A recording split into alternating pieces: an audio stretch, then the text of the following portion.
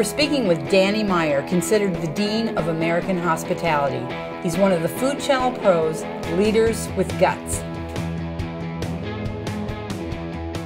Some of the gutsiest decisions that you've made in your career are when you actually said no to opportunities and walked away from them, as opposed to saying yes. Did you ever get a lot of pushback from either inside or outside your organization when you did say no? I think so. I think that saying no is a tough discipline. I think we're all sort of programmed to feel good when we get an invitation, whether you're the high school kid and the girl asks you for a dance. It feels good. Say yes. If you're the kid who wants to be picked to be the third baseman on the baseball team, it feels good that the coach picked you. So when somebody comes calling and they say, I've got this great restaurant opportunity in Las Vegas and we're going to build the whole restaurant for you and pay you a big piece of the top line and a smaller piece of the bottom line, it feels good to hear that. That doesn't necessarily make it right. And so I think that it's a major discipline to really understand on a daily basis whether these invitations really fit with your agenda. And what I've tried to train myself to do, and also the people I surround myself to do, is to understand that if somebody invites you to something, that's great, that's their agenda, and you should respect that and thank them and say, I don't blame you for asking, and it feels good that you did ask, and that's what you should be doing, but it doesn't work for us, and then try to explain why. So I don't really feel bad about it. The only time I really feel badly is if we do something we shouldn't have done. And knock on wood, thank God we don't have any regrets along those lines. You meet so many people and work with so many people, suppliers, employees, customers. What do you find the most frustrating to deal with, incompetence or dishonesty? I think dishonesty is always a little bit harder than incompetence. I remember my late grandfather in Chicago used to have a great expression. Early on when I first started in the restaurant business, I would sometimes complain to him about incompetence, and I would pull out my hair and go, why can't I get so-and-so to get something done and figure out something? Or why won't that supplier do what they said they were going to do? And he took me aside and he said, I used to get frustrated by incompetence as well. And in the end, I kind of appreciate it, because once you realize that there's so much incompetence in the world, it actually makes your job a little bit easier. If you really believe you're competent, that you do what you say you're going to do, which is his definition of competence, and so many others are not doing what they say they're going to do, it just allows you to drive a big wedge between you and your competition.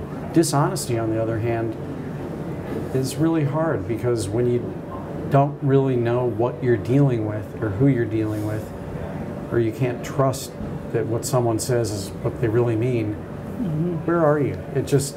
Right. It's like standing in quicksand. You'll never be able to run. And over those 25 years, how have mistakes played into your success? Well, mistakes play into our success every single day. As a matter of fact, when I wrote Setting the Table, I would say my favorite chapter in the book is the one called The Road to Success is Paved with Mistakes Well Handled. And it really stems from the notion that probably the greatest job security we have as human beings is that we are the world's greatest experts among animals at making mistakes. We are programmed to make mistakes every day. And I think that if you just accept that and you say, this is one of my core strengths, not one of my weaknesses, then you look at each mistake as an opportunity to do two things. Learn from it so that tomorrow you make new ones.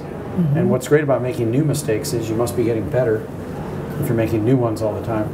And number two, presumably you made the mistake on somebody else's nickel.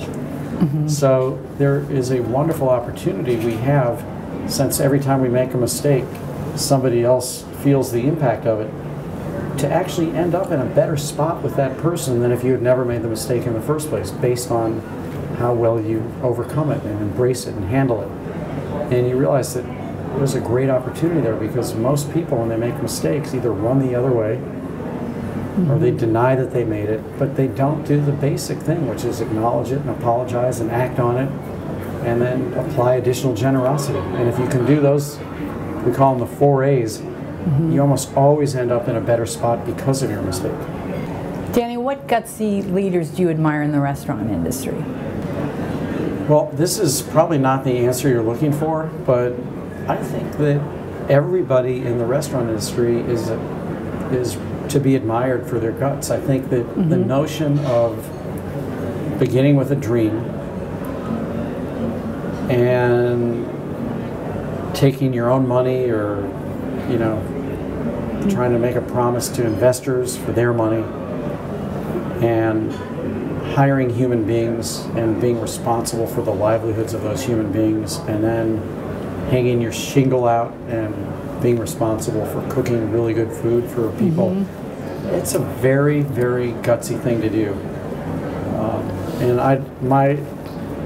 my heart goes out to people in our industry who do it every single day, and I honestly wouldn't and couldn't single out any one person for doing that.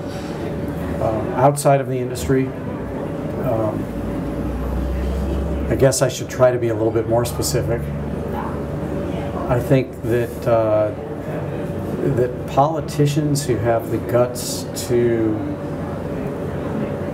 be statesmen and stateswomen at a time when everybody just seems to pull to one pole or the other, far left or far right, at the expense of doing what's right and what's best for our country. I think it takes a lot of courage to do that, and I think that we should seek out those kind of politicians and do everything we can to support them for being statespeople. We've been talking with Danny Meyer of Union Square Hospitality Group. Check out the next part of this series as we explore what it takes to be a leader with guts. For Food Channel Pro, I'm Ellen Koteff.